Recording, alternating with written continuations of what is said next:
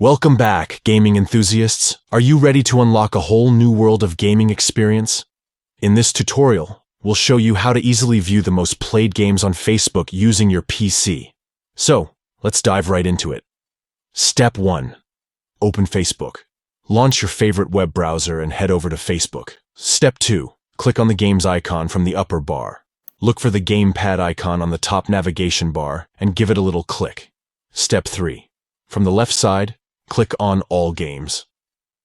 This will display a list of many exciting games that Facebook has to offer. Step 4. Next to Sort By, click on the drop-down menu to open it.